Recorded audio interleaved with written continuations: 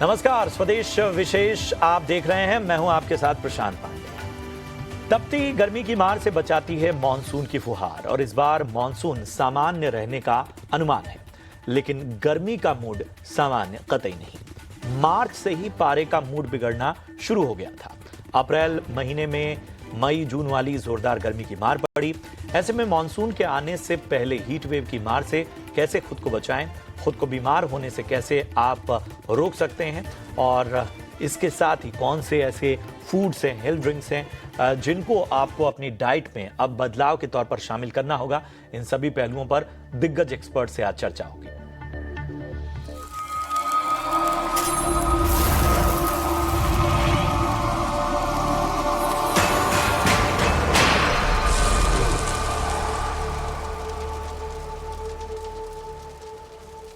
जी हां, देश के कई हिस्सों में हीट वेव ने समय से पहले ही दस्तक दे दी है। राजस्थान, मध्य प्रदेश, उत्तर प्रदेश और गुजरात समेत कई राज्यों में तापमान 40 डिग्री सेल्सियस के पार पहुंच चुका है। मौसम विभाग ने अगले कुछ दिनों में तेज धूप के साथ गर्म हवाओं के चलने की उम्मीद जताई है।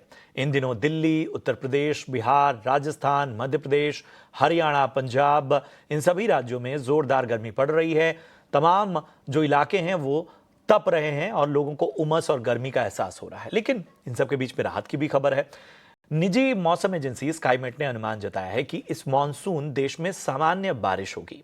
एजेंसी के मुताबिक 1 जून से 30 सितंबर तक 895 मिलीमीटर बारिश हो सकती है। ये औसत जो है वो 103% का है। मॉनसून के 4 महीनों का जो ये औसत है उसने एक राहत की तो बात की है, लेकिन मौसम का ये उतार चढ़ाव आपको बीमार बना सकता है। इसलिए वक्त से पहले तैयारी बहुत जरूरी है। तो चलिए, आज हर पहलू पर हम इसीलिए ऐसा पैनल लेकर आए हैं जो आपको बेहतर मार्गदर्शन देगा। तो मैं परिचय करा दूं, हमारे साथ जीपी शर्मा सर जुड़ रहे हैं, सीनियर साइंटिस्ट हैं स्काईमेट से। जीपी सर, बहुत बहुत स्वागत आपका। हमारे साथ सिमरन भसीन है, जानी मानी डाइटिशियन है और सीनियर कंसल्टेंट हैं मणिपाल हॉस्पिटल में।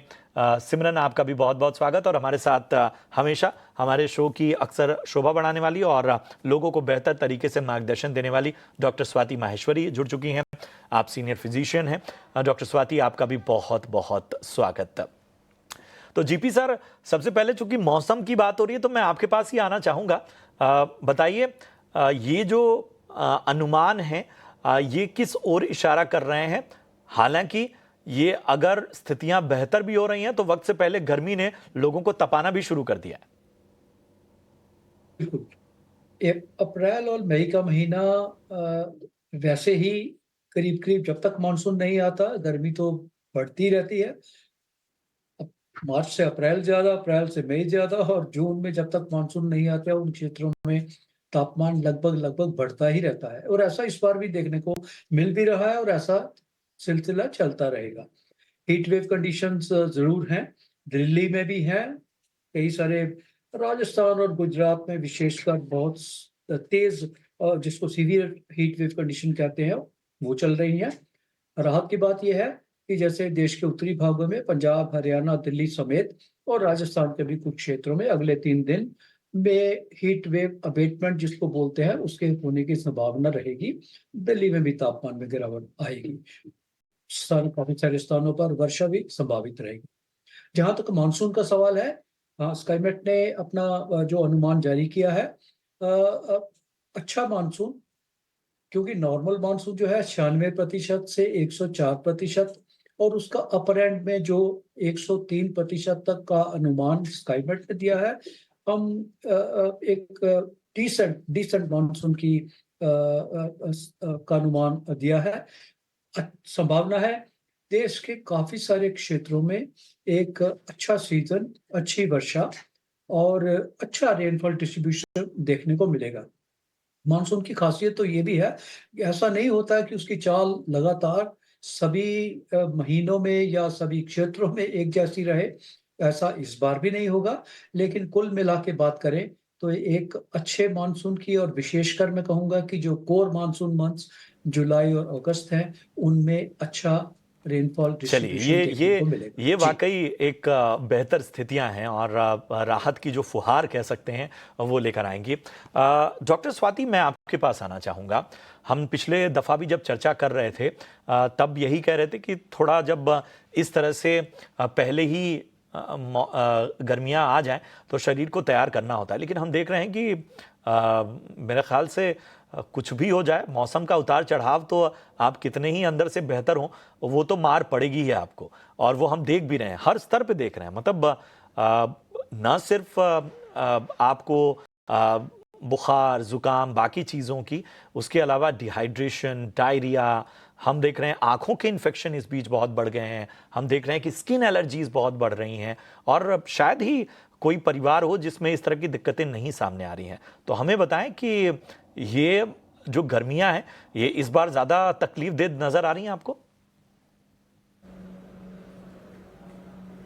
बिल्कुल प्रशांत जी, देखिए जिस तरह से एकदम से गर्मी बढ़ी और शरीर को कैलिब्रेट करने का मौका नहीं मिलता है ऐसी स्थिति में, और अचानक से सर्दी से गर्मी में जब आप आ जाते हैं तो एक तो बहुत सारे वायरसेस ऐसे होते हैं, कीटाणु ऐसे होते हैं जो इस वक्त एक्टिव हो जाते हैं और उनके जो है संक्रमण होने की संभावनाएं बढ़नी शुरू हो जाती हैं। जैसे आपने कहा, आई इन्फेक्शन है, टाइफॉइड है, हेपेटाइटिस है, फूड पॉइजनिंग है, बहुत सारी ऐसी हैं। वहीं वायरल फीवर्स भी हैं जो कि इस समय पर काफी ज्यादा देखने को मिलते हैं।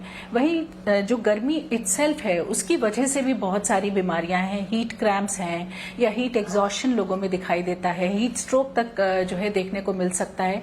तो एक तरफ गर्मी से जुड़ी समस्याएं हैं, दूसरी कीटाणुओं की तरफ से जो समस्याएं सामने आती हैं, ये सब का जो एक मिला जुला मिश्रण है वो शरीर को जो है उसकी वजह से दुष्प्रभाव होता है और हम तरह तरह की बीमारियों से लोगों को ग्रसित होते हुए देखते हैं। देखिए, वातावरण तो ये कोशिश कर रहा है कि हमारे शरीर का तापमान बहुत ज्यादा बढ़ जाए, लेकिन हमारे शरीर का कुदरती संगठन ऐसा होता है कि हमारा शरीर खुद को ठंडा रखने का प्रयास करता है।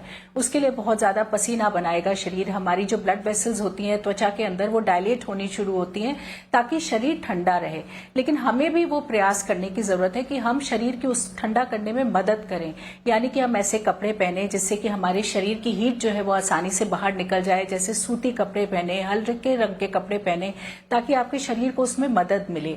वहीं जल्दी जल्दी तरल पदार्थ लेना या कुछ ऐसे ड्रिंक्स लेना जिनसे कि हमारे शरीर को तरोताजगी रहे, डिहाइड्रेशन की तरफ हम नहीं जाएं। और खास तौर से देखिए, ऐसी चीजें जैसे अल्कोहल है या शुगर ड्रिंक्स हैं या सोडा ड्रिंक्स हैं, कॉफी है, चाय है, ये चीजें ऐसी हैं जो हमें और ज्यादा डिहाइड्रेशन करती हैं। तो इस वक्त इन चीजों को हमें टोटली वर्जित करना होगा और हमें जो अच्छे इस वक्त हम देख रहे हैं तरह तरह का नारियल पानी है, आमरस है, वो भी आना शुरू होगा, गन्ने का जूस है, तरह तरह की नींबू शिकंजी, मट्ठा, लस्सी, इन चीजों की तरफ हम जाएं अगर, तो ये डिहाइड्रेशन को हम जल्दी ठीक कर सकते हैं।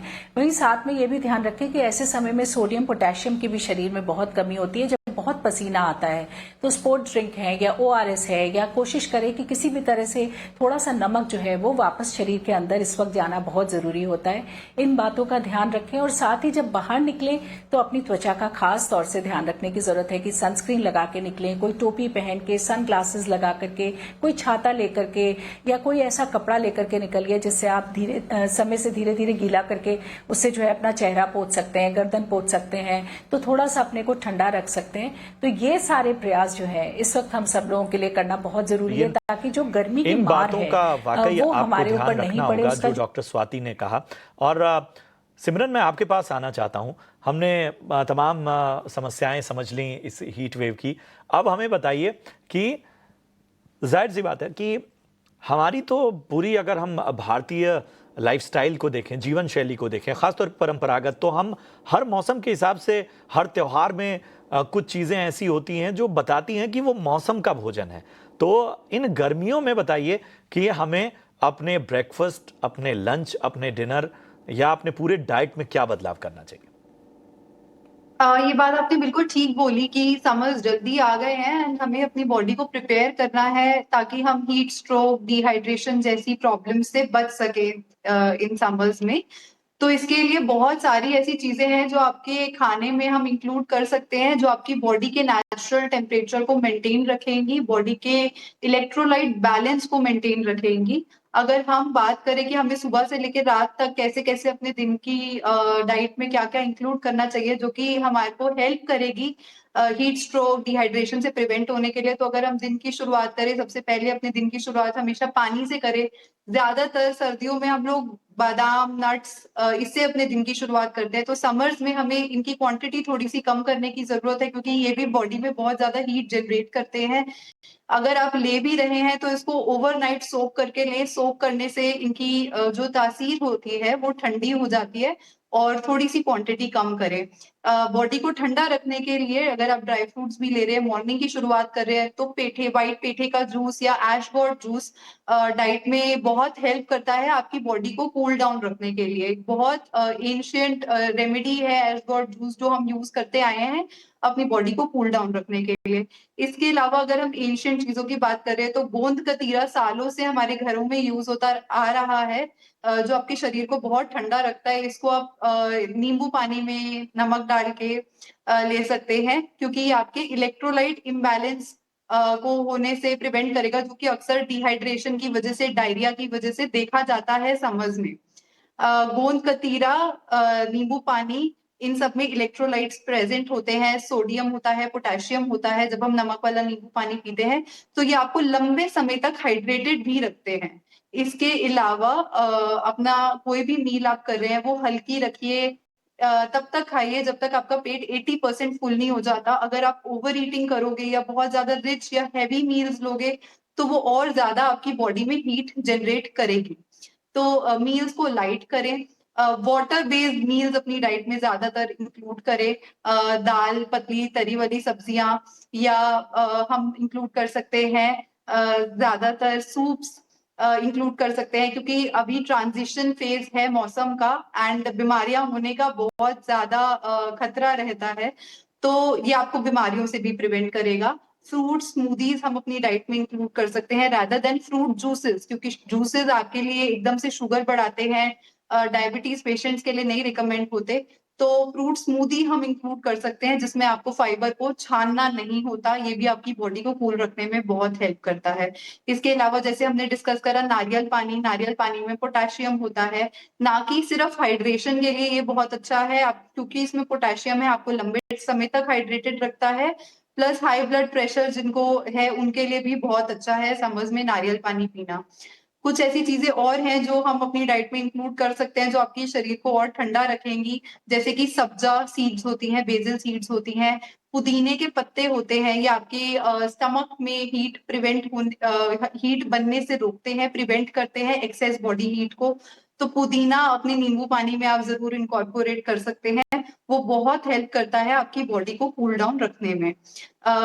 जैसे जैसे आपके दिन की आगे बढ़त होती जाती है, हम breakfast, lunch, dinner 3 major meals तो लेते हैं, लेकिन मैं बहुत ज्यादा अर्ज करती हूँ कि अपने इन मेजर मील्स के बीच में छोटे छोटे कुछ मील्स जरूर इनकॉर्पोरेट करें। एंड उन छोटे छोटे मील्स में हम water rich fruits and vegetables incorporate कर सकते हैं, जैसे कि खरबूजे हो गए, मेलन हो गया, वाटरमेलन हो गया, क्यूक्यूम्बर्स हो गए, रेडिश हो गई। ये सारी चीजें वाटर रिच होती हैं एंड आपकी बॉडी को बहुत लंबे टाइम तक हाइड्रेटेड रखती हैं।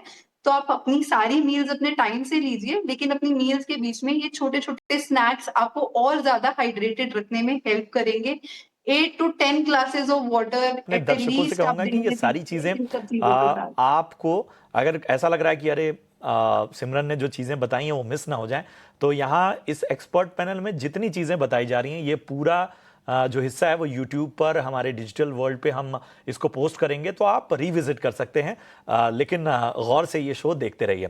जीपी सर, मैं आपके पास आना चाहूँगा। इस बार क्या लग रहा है, मतलब ये जो गर्मियां हैं ये कब तक ज़्यादा परेशान करेंगी, या कौन सा ऐसा दौर है जो ज़्यादा तकलीफ दे रहेगा? देखिए, शुरुआत तो मार्च में ही हो गई थी। जो हमारे पश्चिमी क्षेत्र है उसमें, और पूर्वी, जिसमें कि पश्चिम में गुजरात और राजस्थान थे, और पूर्व में उड़ीसा जैसे क्षेत्रों में तापमान लगभग 40 डिग्री उन दिनों में ही पहुंच गया था। लेकिन अप्रैल के महीने में, जैसे मैंने कहा, अब तो लगभग देश के बहुत सारे भागों में, भीतरी भागों में तापमान 40 फ्रीक्वेंटली देखने को मिलेगा, 40 से ज्यादा। और जो पश्चिमी राजस्थान जिसका आप जिक्र भी कर रहे हैं, 45 डिग्री से ज्यादा तापमान है वहां पे आज लगातार तीसरे चौथे दिन। गुजरात के बहुत सारे क्षेत्र हैं जिसमें तापमान 43 डिग्री से ज्यादा है लगातार तीसरे दिन। तो ये ऐसी स्थिति अब बनी रहेगी अप्रैल के महीने में, और मई का महीना तो इससे भी ज्यादा और गर्म देखने को मिलेगा। बीच में राहत तो जरूर मिलेगी, जैसे मैंने अभी कहा कि अगले 3 दिन जैसे उत्तर भारत में पंजाब, हरियाणा, दिल्ली समेत पश्चिमी उत्तर प्रदेश और उसके बाद नॉर्थ राजस्थान में भी धूल भरी आंधी या थोड़े वर्षा और थंडरस्टॉर्म ऐसी एक्टिविटी रहेगी, जिससे थोड़ी राहत जरूर मिलेगी। लेकिन उसके साथ ही एक बार फिर जैसे ही वो दौर खत्म होगा 3-4 दिन बाद, उसके बाद फिर से दोबारा गर्मी बढ़नी शुरू हो जाएगी। कोस्टल स्टेशन जो है उसमें स्थिति ज्यादा नाजुक है, विशेषकर मैं कहूंगा कोंकण रीजन जिसमें मुंबई भी आता है, क्योंकि वहां तापमान चाहे 40 डिग्री नहीं पहुंचे, 36-37 डिग्री के तापमान और हाई ह्यूमिडिटी, उसका जो फील लाइक फैक्टर है वो जो गर्म हवा नॉर्थ में होती है उससे भी ज्यादा हानिकारक भी है और उससे ज्यादा थोड़ा सीवियर भी है। मुंबई में हमने देखा हीट वेव काफी मार्च के महीने में भी 37 डिग्री तापमान पहुंच गया था, 37-38 डिग्री तापमान। और इसी तरह अब भी अगले कुछ दिनों के लिए ऐसा अलर्ट हम देना चाहेंगे कि कोंकण का क्षेत्र जो मुंबई का एरिया है उसमें 36-37 डिग्री का तापमान आप एक्सपेक्ट कर सकते हैं, जिसके कारण वहां भी हीट वेव जैसी स्थिति बन सकती है। और देश के जो मध्यवर्ती भाग हैं जिसमें कि ज्यादातर मध्य प्रदेश, महाराष्ट्र के काफी क्षेत्र, उत्तरी कर्नाटका, तेलंगाना, आंध्र प्रदेश के भीतरी भाग, इन सभी क्षेत्रों में अप्रैल के महीने सवाल में के और साथ उसके आऊंगा बाद जीपी मई सर, के मैं इस महीने सवाल में। के साथ आऊंगा जो आप कह रहे थे कि बहुत से ऐसे इलाके हैं जहां इस तरह की गर्मी पड़ती नहीं थी, वहां भी अब इफेक्ट हो रहा है। आखिर इसकी वजह भी मैं आपसे जरा समझूंगा और इसके साथ ही ये भी समझने की कोशिश करूंगा कि हमारे जो एग्रीकल्चर क्षेत्र हैं उन पर इस तरह के बदलावों का क्या असर होता है। डॉक्टर स्वाति, मैं आपके पास आना चाहूंगा। मैं सीधा काम की बात करता हूं। क्या इस दौर में हमें थोड़ा प्रिकॉशन लेते हुए कुछ टेस्ट्स वगैरह जो बेसिक होते हैं उन्हें करा लेने चाहिए? अगर हाँ, तो वो कौन कौन से ऐसे टेस्ट हैं जिन्हें खास तौर पे जिस तरह की दिक्कतें आती हैं इस तरह के हीट वेव में या इस तरह की अप्रत्याशित गर्मी में, वहां पर उन टेस्ट को करने की आप सलाह देंगे? देखिए, टेस्ट अमूमन तौर पे प्रशांत जी सभी को कराने ही चाहिए, साल में एक बार जरूर कराने चाहिए, क्योंकि बहुत सारी न्यूट्रिशनल डेफिशिएंसीज वगैरह भी होती हैं जो कि हम करेक्ट कर सकते हैं बहुत आसानी से, और उससे आपका इम्यूनिटी लेवल बढ़ता है। अगर वो डेफिशिएंसीज रहेंगी तो आपका इम्यूनिटी लेवल डाउन रहेगा और कोई भी मौसम हो आप बार बार बीमार पड़ेंगे। दूसरी चीज देखिए, खास तौर से जो हार्ट के पेशेंट्स हैं, ब्लड प्रेशर जिनको रहता है या और लंबे समय से अगर जो है दवाइयों के ऊपर हैं, ऐसे लोगों को जरूर अपने इलेक्ट्रोलाइट्स जो हैं ऐसे वक्त पर चेक कराने चाहिए कि सोडियम, पोटेशियम वगैरह का क्या लेवल है, ये जानना बहुत अच्छा रहता है। वहीं साथ ही में एक सीबीसी कराना चाहिए कि आपका हीमोग्लोबिन लेवल जो है वो भी कैसा रहता है, बहुत ज्यादा ब्लड थिकनिंग तो नहीं हो रही है। ये सब चीजें हमें इन टेस्ट से पता चल जाती हैं। साथ ही जैसे जो ब्लड प्रेशर के मरीज हैं या हार्ट के पेशेंट्स हैं, उनको जो दवाइयां चल रही होती हैं उनमें भी कई बार हमें समर में फेरबदल करने की जरूरत पड़ती है। तो ऐसी स्थिति में आप अपने डॉक्टर से बात कर सकते हैं और अगर उनमें कुछ चेंजेस करने की जरूरत है तो वो आपको सजेस्ट करेंगे कि ये चेंजेस आपको कराने चाहिए। वहीं देखिए, इस बात का भी ध्यान रखिए कि बहुत सारे लोग ये सोचते हैं कि हम तो एसी में बैठे हैं या हमें ज्यादा धूप में बाहर निकलना नहीं पड़ रहा है तो हमें ये सब चीजें कराने की जरूरत नहीं है, या हम हाइड्रेशन का ध्यान हमें उतना रखने की जरूरत नहीं है। तो ऐसे लोगों को मैं जरूर ये बोलना चाहूंगी कि गर्मी में आपको हाइड्रेशन अपना स्टेप अप करना ही होगा। आप ये नहीं सोचिए कि हम एसी में बैठे हैं या बहुत ज्यादा धूप में नहीं है तो वाटर लॉस नहीं हो रहा है, या पसीना बहुत नहीं आ रहा है तो वाटर लॉस नहीं हो रहा है। इनसेंसिबल वाटर लॉस काफी होता है, इसलिए गर्मियों में सभी को अपना हाइड्रेशन लेवल जो है अप करने की जरूरत है। और जैसे ही पानी की शरीर में केवल अगर 1% भी कमी होनी शुरू होती है तो आप देखेंगे सर दर्द होना, थकान महसूस होना, फोकस ठीक से नहीं कर पाना, बच्चे कैलकुलेशंस ठीक से नहीं कर पाते हैं, आप डिसीजन ठीक से नहीं ले पाएंगे। तो ये सब तब्दीलियां केवल 1% पानी कम होने से आनी शुरू हो जाती हैं, यानी कि शरीर संकेत देना शुरू कर देता है, लेकिन हम उनकी तरफ ध्यान नहीं देते हैं, हम उन्हें सीरियसली नहीं लेते हैं। और वहीं समर में केवल ऐसा नहीं है कि किसी को केवल हीट स्ट्रोक होगा या क्रैम्प्स होंगे। एक जो है क्रॉनिक एग्जॉस्शन भी होता है, यानी कि समय के साथ धीरे धीरे, क्योंकि आप गर्मी में हैं और आप हाइड्रेशन अपना अच्छा नहीं रख रहे हैं, तो क्रॉनिक जो एग्जॉस्शन होता है हीट का, उसकी वजह से हम देखते हैं बहुत मूड स्विंग्स होते हैं लोगों को, प्रजनन प्रक्रिया में भी उसके जो है असर आ सकता है, नींद जो है ठीक से नहीं आएगी। तो एक क्रॉनिक जो है सिम्टम्स भी हैं जो लोगों के अंदर दिखाई देते हैं और जिसकी तरफ हमारा ध्यान नहीं जाता है। हम सोचते हैं कि शायद हमें किसी और कारण से ये परेशानियां हो रही है, जबकि इन सब का जो मूलभूत है, जो बेसलाइन है, वो बेसिकली हमारा हाइड्रेशन है। तो हमें ध्यान रखना है कि हम तरल पदार्थ जो है समय समय पर लेते रहें। जो मौसम के फल सब्जी हैं उनका हम ज्यादा से ज्यादा सेवन करें, क्योंकि उनमें जो है इस वक्त वाटर कंटेंट काफी अच्छा होता है। और साथ ही हम ये भी ध्यान रखें कि हम ऐसे वक्त पर बाहर निकले जब बहुत ज्यादा धूप नहीं हो, खास तौर से बच्चे हैं, बड़े बुजुर्ग हैं, गर्भवती महिलाएं हैं। जरूरत न हो ये वो वर्ग है तो जो अगर घर से बहुत तेज बाहर धूप है, निकलने अगर से आप उसमें बाहर निकल रहे ये हैं सबसे तो अहम बात जो निकलकर सामने आ रही है। मेरे पास समय कम है, बारी बारी से जरा मैं सिमरन और खासतौर पे जीपी सर आपके पास आऊंगा। सिमरन, हमें बताइए कि आम तौर पर, मतलब जैसे डॉक्टर स्वाति कह रही हैं कि जो बाहर निकल रहे हैं वो ज़्यादा इफेक्टेड हैं, लेकिन घर में भी महिलाएं हैं। मैं महिलाओं का जिक्र इसलिए कर रहा हूँ क्योंकि महिलाओं का एक बहुत बड़ा हिस्सा किचन में भी गुजरता है, और किचन में कुकिंग करना, बाकी चीज़ें, वो भी एक अलग स्तर पे उनको डिहाइड्रेट करता है, अलग स्तर पे उनको एग्जॉस्ट करता है। बताएं कि ये नज़रिया मान लेना कि घर में हैं तो ठीक है, घर में हैं अगर आप, तो भी आपको आखिर, और ख़ासतौर पे महिलाओं को आप क्या सलाह देंगे? अगर हम घर पे हैं तो इसका मतलब ये नहीं है कि हमारी स्वेटिंग नहीं हो रही है। स्वेटिंग बॉडी का एक नेचुरल तरीका है आपकी बॉडी को ठंडा रखने का। लेकिन जब स्वेटिंग होती है तो बॉडी से इलेक्ट्रोलाइट, सोडियम, पोटेशियम, मिनरल्स भी निकलते हैं। तो खास करके women need much more hydration and much more rest than men. ये साइकोलॉजी, ये उनकी बॉडी की फिजियोलॉजी कहती है। तो हाइड्रेशन का ध्यान वुमेन को रखना भी बहुत ज्यादा जरूरी है, क्योंकि हमने सिर्फ फिजिकल वर्क नहीं करना, हमें फिजिकल वर्क तो करना ही करना है, प्लस उसके साथ हमारी बॉडी में इतने हॉर्मोन्स हैं एंड इतने बॉडी प्रोसेसेस हैं जो हम डेली अपने रूटीन में गो थ्रू करते हैं। तो ये नेचुरल चीजें ऐसी हैं कि आपको ज्यादा डिहाइड्रेट एक वुमेन को करती हैं, and specially working in kitchen sweating बहुत ज्यादा होती है। तो मेरा ऐसा मानना है कि उतना ही ध्यान हमें एज फीमेल अपनी हेल्थ पे रखना चाहिए, क्योंकि अगर हमारी हेल्थ ठीक होगी एज अ वुमेन, तभी हम अपने पूरी फैमिली की हेल्थ की देखभाल कर पाएंगे।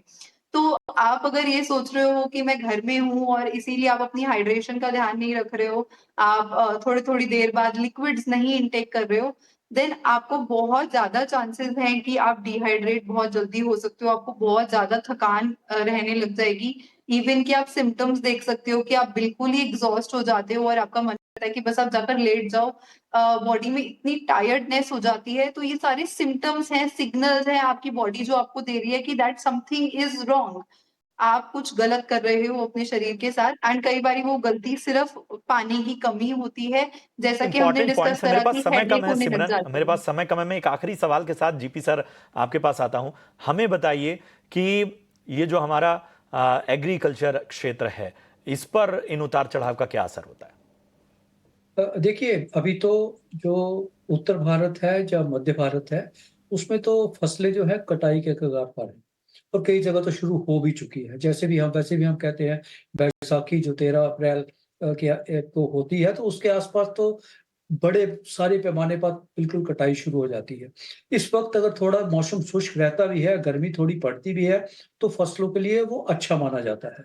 हाँ, उसके बीच में गैप रहेगा, क्योंकि रबी की फसल कट जाने के बाद खरीफ की फसल की बुआई में लगभग 1 डेढ़ महीने का गैप जरूर रहता है, जिसमें कि किसान जो है वो तैयार करता है अपने फील्ड को, अपनी जमीन को उसके लिए। तो अभी कोई इसका प्रतिकूल प्रभाव पड़ने की कोई आशंका नहीं है। अगर गर्मी पड़ती भी है थोड़ी जरूरत से ज्यादा इन दिनों में, तो उससे कोई दुष्प्रभाव होने की संभावना नहीं है।